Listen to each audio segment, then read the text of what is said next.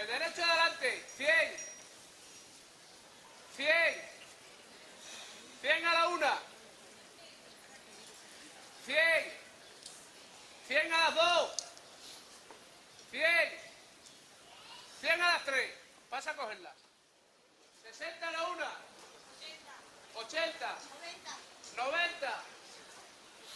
90. 90 a la una. 90. 90 a las dos. 100. 100. 100. 100 a la una. 110.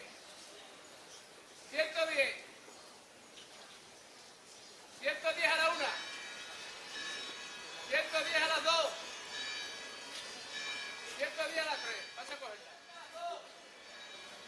130. 130. 130 a la una. 130 a las dos. 140. 140. 140 a la una. 140. 140 a las dos. 140 a las tres. Vas a coger. Te voy a echar esta poesía para que la lleves siempre contigo, de noche y también de día.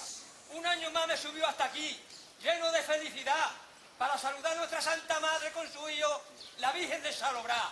Y creo que todos los presentes se deben sentir igual. Se deben sentir igual, con amor y mucho cariño, porque además entre sus brazos ella trae acogido al niño. Ella trae acogido al niño, al que yo le quiero pedir. Tantas cosas le pediría que no acabaría jamás. Pero solo le voy a pedir que nos dé mucha salud, amor y felicidad para todos los días del año y toda la eternidad. Con la cara sonriente, con muchos besos y abrazos, se despide aquí Vicente. Se despide aquí Vicente, muy contento y muy feliz, porque yo nací en la vera del pueblo de Jaraí, y todos los jaraiceños y jaraiceñas nos sentimos orgullosos, llenos de felicidad, por tener nuestra patrona, la Virgen de Salobrá. ¡Viva la Virgen de Salobrá!